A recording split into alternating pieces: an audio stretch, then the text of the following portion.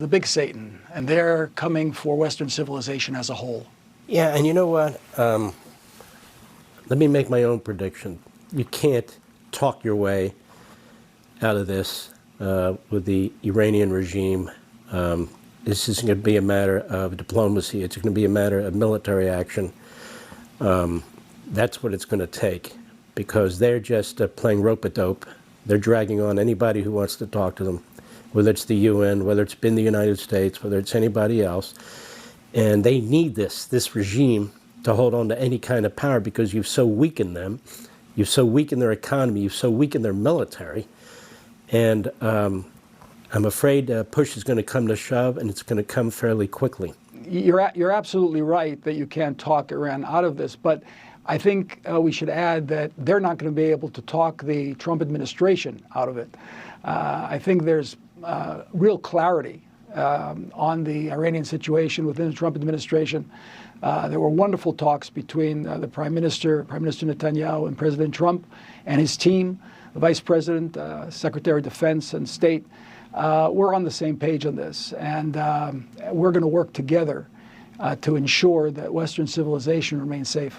Israel's getting maximum support from the United States, isn't it? And that's a huge difference from the prior administration, it seems to me, no? It's just a pleasure to work with the administration on every front, on every issue. They understand our predicament. This administration understands that there's no better ally of the United States than Israel.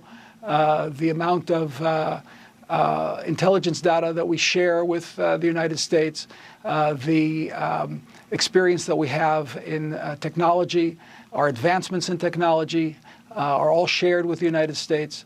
And the relationship is one of brothers, really, older brother and the younger brother. And it's a marvelous relationship. Even if you began to ask me a question on the hostages and, you know, the diplomacy that Steve Witkoff is implementing is really a marvelous state-of-the-art diplomacy, someone who comes with both common sense, experience, and a big heart.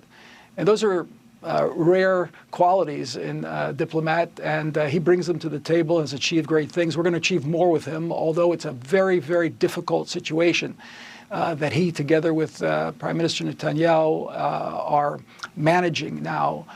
We want to get as many hostages out alive as we possibly can, but we're committed, very committed, because our public is very committed, that Hamas will not be allowed to stand in Gaza. Yeah, well, it's tough when you're dealing with bloodthirsty troglodytes, and that's what you're dealing with. We'll be right back.